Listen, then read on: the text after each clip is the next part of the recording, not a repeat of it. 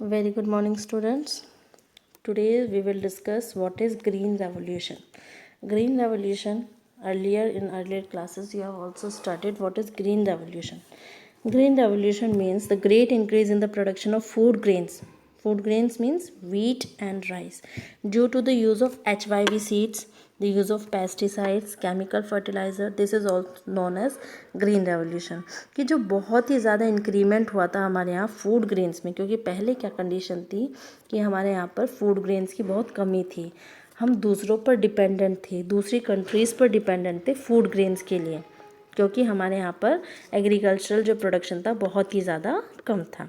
तो उस प्रोडक्शन को इंक्रीज़ करने के लिए हमारे यहाँ पर क्या किया गया, ग्रीन रेवोल्यूशन लाया गया. ग्रीन रेवोल्यूशन कैसे लाया गया, हमारे यहाँ पर एक तो HYV सीड्स का इस्तेमाल किया गया, हाई यील्डिंग वेराइटीज़, ऐसे सीड्स का इस्तेमाल किया गया जिससे कि हम प्रोडक्शन ज़्यादा कर सकें.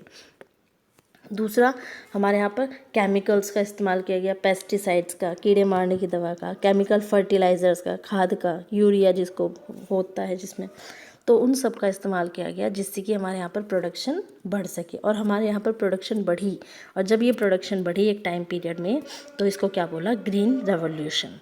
ये एक ऐसा पीरियड था जब इंडियन एग्रीकल्चर था वो किस में बदल गया था, इंडस्ट्रियल सिस्टम में.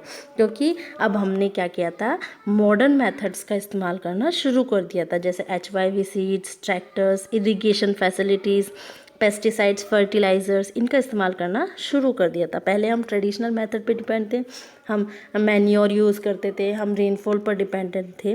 लेकिन अब हमने अपने आप को बदल लिया था, हमारा इंडियन एग्रीकल्चर अब इंडस्ट्रियल सिस्टम में बदल गया था. क्यों? क्योंकि हमने मॉडर्न मेथड का इस्तेमाल करना शुरू कर दिया था.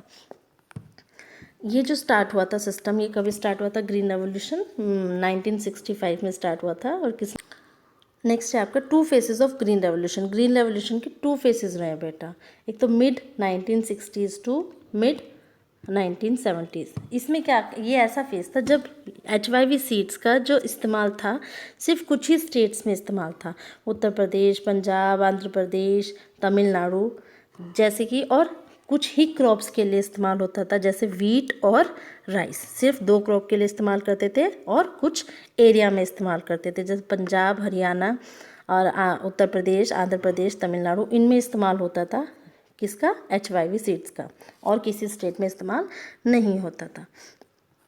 फिर दूसरा फेज़ है 1970s टू 1980s. इसमें ये ऐसा फेज़ था जब HYV सीड्स का जो इस्तेमाल था वो करीबन हर एक स्टेट्स में फैल गया था और करीबन हर एक वैरायटी ऑफ क्रॉप्स को बेनिफिट कर रहा था. इसके बाद आता है अचीवमेंट्स ऑफ ग्रीन रेवोल्यूशन. अब अचीवमेंट्स क्या क्या रहे हैं ग्रीन रेवोल्यूशन के, सबसे पहले प्रोडक्शन बढ़ा है, ठीक है, प्रोडक्शन, फूड ग्रेन्स का प्रोडक्शन बढ़ा और प्रोडक्टिविटी भी बढ़ी. प्रोडक्टिविटी मतलब कि प्रोडक्शन पर एकरेज या पर एरिया, एक पर्टिकुलर एरिया में जो प्रोडक्शन है वो भी इंक्रीज़ हुआ, क्रॉप प्रोडक्टिविटी इंक्रीज़ हुई. इनकम बढ़ी इससे हमारी, इससे हमने कमर्शियल फार्मिंग किया, मतलब हमारे पास इतना प्रोडक्शन हो गया कि हमने अपने इस्तेमाल के साथ साथ उसको कमर्शलाइजेशन, उसको सेल करना भी स्टार्ट कर दिया. एक्सेस, सरप्लस हमारे पास हुआ, सरप्लस प्रोडक्शन हुआ जिससे कि हमने खुद के कंजम्पशन के साथ साथ जो एक्सेस था, जो सरप्लस था, उसको हमने बेचना भी शुरू कर दिया. और साथ ही इससे हमें एम्प्लॉयमेंट में भी बहुत ज़्यादा इंक्रीमेंट हुआ, क्योंकि नई नई टेक्नोलॉजी हम यूज़ कर रहे थे, ठीक है. अब उसको इस्तेमाल करने के लिए क्या करना था, या उनको बनाने के लिए काफ़ी सारा डायरेक्टली और इनडायरेक्टली क्या हुआ बेटा, एम्प्लॉयमेंट बहुत